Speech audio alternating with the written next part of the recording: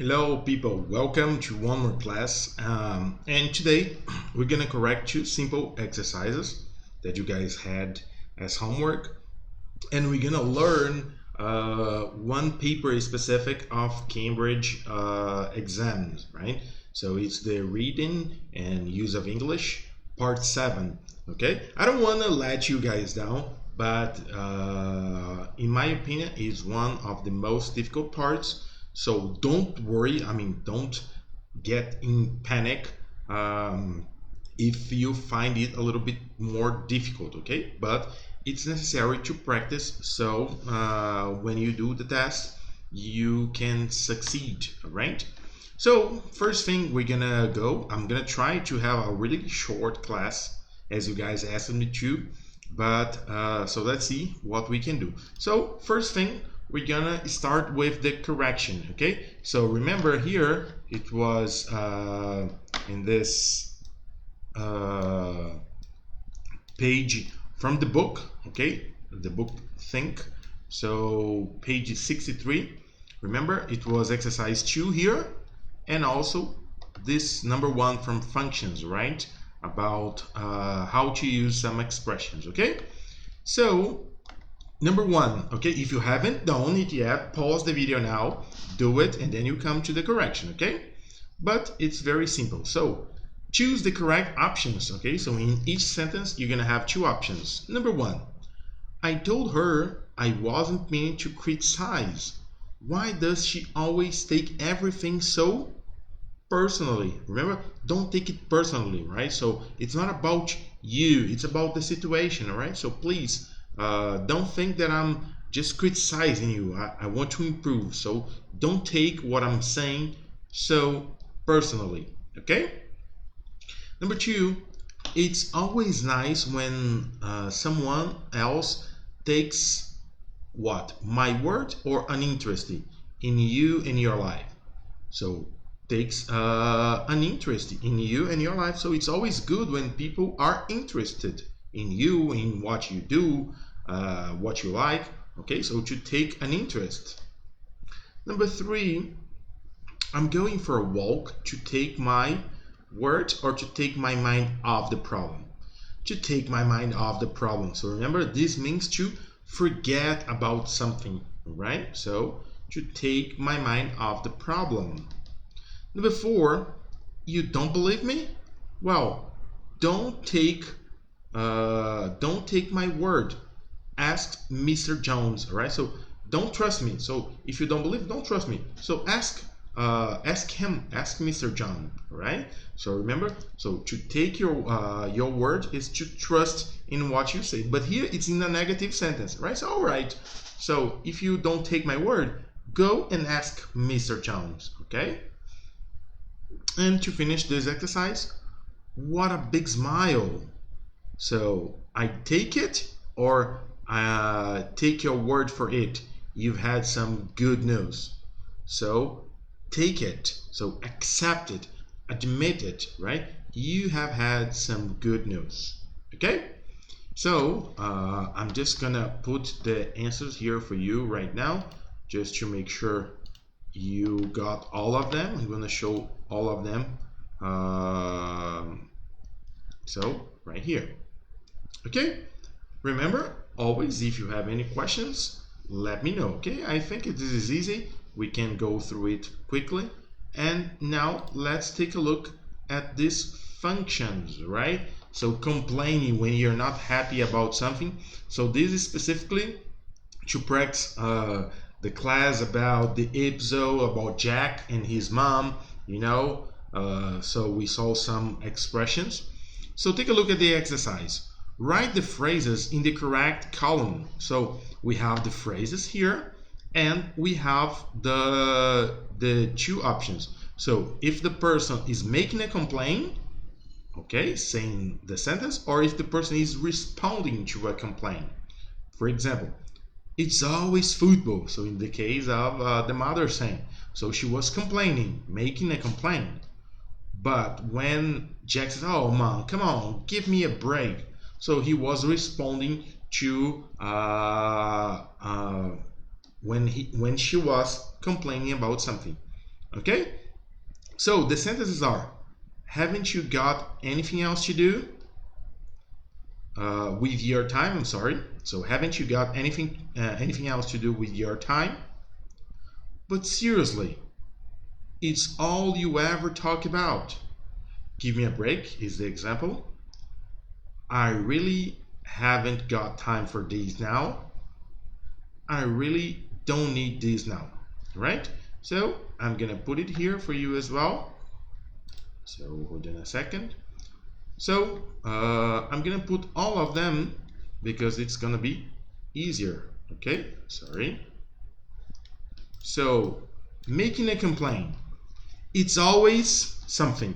So imagine that you're not happy with I don't know, your brother who always wants to play the same game, right? Or wants to talk about on a specific TV series. So it's always Game of Thrones. Oh, it's always, you know. So you say the thing here when you're complaining that you're not happy. The next one, haven't you got anything else to do with your time? So come on, please do something different. So you are complaining, okay? You're not responding. You're just complaining. And the last one here, but seriously, it's all you ever talk about, okay? So these are sentences to make complaints. And the second part, responding, we say, give me a break. It was the example. Oh, I really haven't got time for this now. So the person is complaining, oh, please, I'm busy now. I haven't got time for that, okay? So give me a break, leave me alone, something like this. And the last one, I really don't need this now. So the person is criticizing you or something. So come on, I really don't have time for this now. So I'm sorry, but please don't talk to me about this right now. Okay? So it's always good to try to think in real situations to memorize these expressions. So if it's possible, try to create some situations in which you use all of these sentences, all right? Perfect. And now let's go to the other part, as I told you, which is going to be about the exam, all right? So let me just share it. I mean, it's already shared. I just have to change the screen right here. Perfect. Okay. So as I told you, it's reading and use of English, part 7. Okay.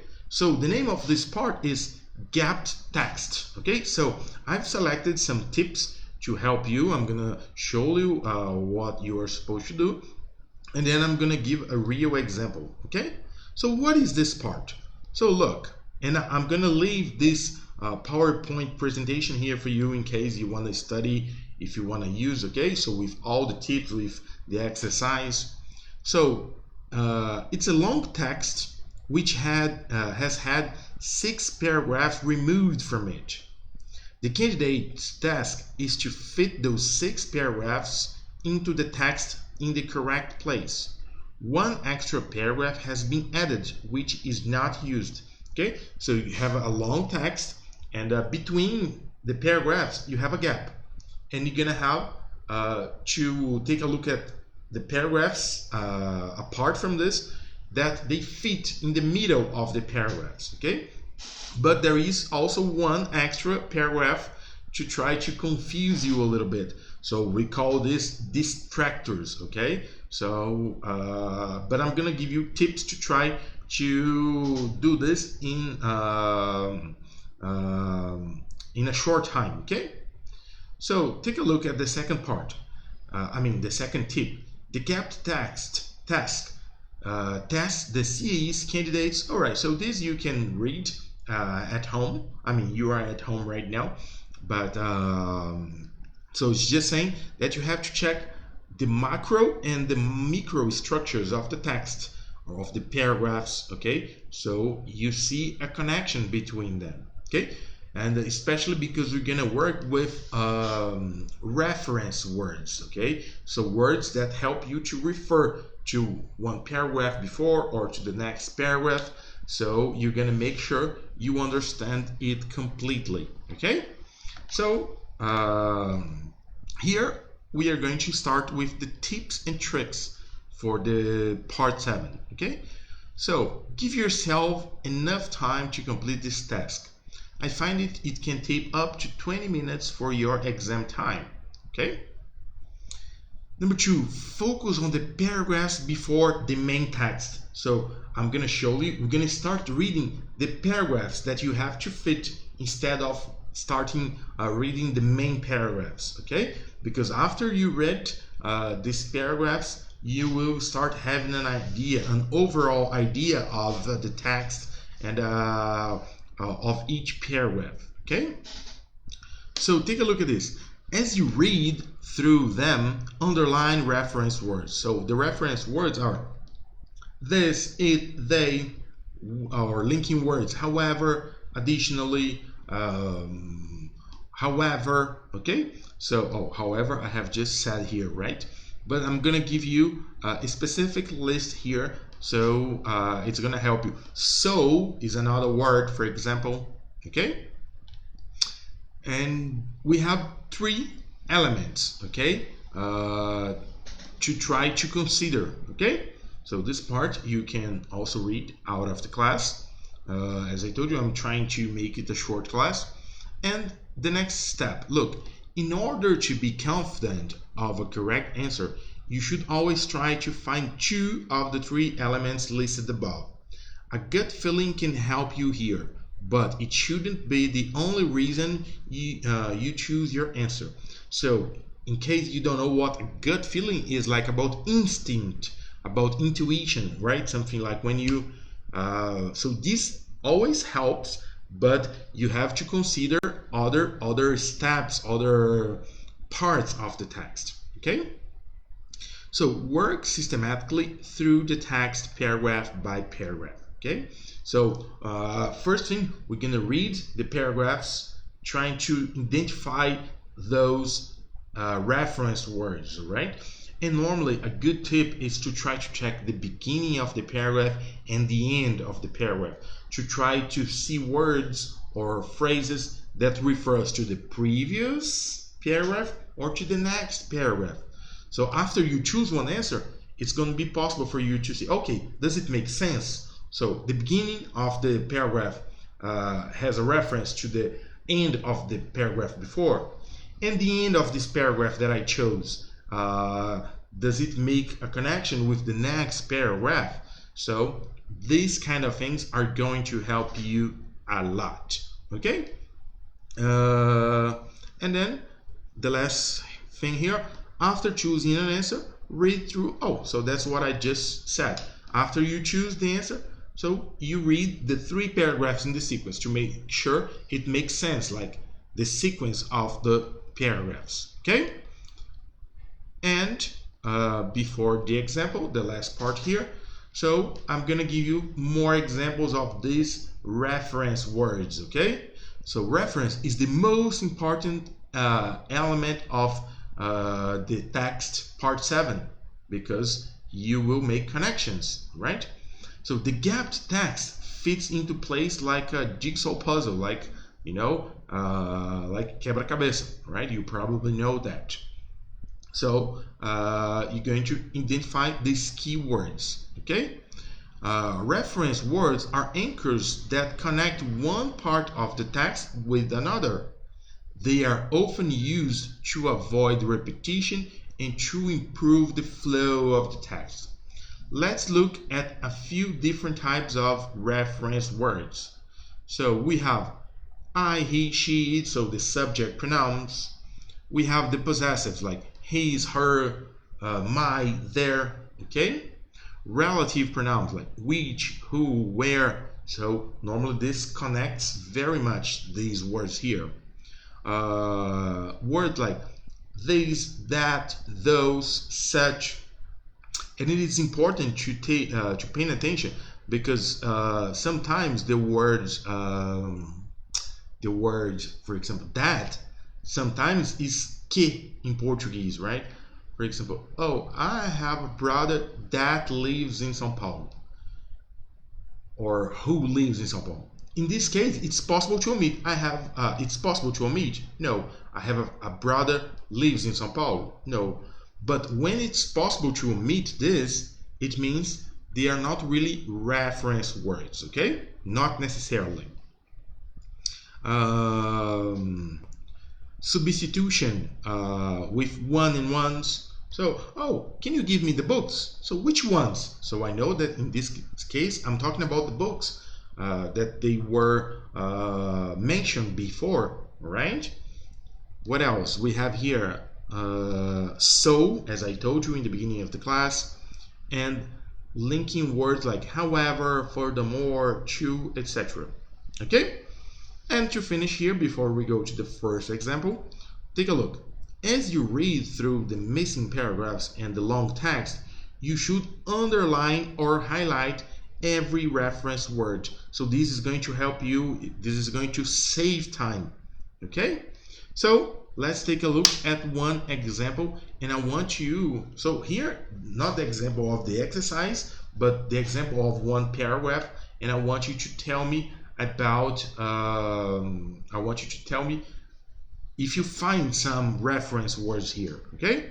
So, however, it wasn't until we overlaid them onto a map of the seafloor that we saw that these movements were apparently in response to geological features deep in the ocean that the sharks couldn't possibly see. Long sentence, right? It became clear that they must somehow be using faults, fissures, and plate boundaries. But how? Okay? So we start the paragraph with one of the words. However, so making a contrapunct like of what was said before. We don't know what was said right now, but however, so you should underline however. What else we have here? In response to the that the sharks could possibly see. So, all right. So look, in line number 2, a map of the seafloor that we saw that these movements. So these movements, which movements? In this paragraph, we didn't talk about movements. So in the paragraph before, definitely we have to have something mentioned movements. So these movements. So these type of things will help you. Okay? So what I want you to do as homework, I brought one easier. Why easier? Because in the real part 7, you have 7 extra paragraphs to fit, so you have 6 paragraphs. And but today, right now, I just brought one exercise which is similar, but with just 4 paragraphs, but 1 extra. So you have to complete with 3 of them. Okay? So what I want you to do is, here is the text, here are the paragraphs. So you're going to read the paragraphs first, underline those reference words, then you're gonna try to do the exercise. Okay? And in the next class, I'm gonna correct everything with you. Okay? And make sure if you have any questions, please just let me know.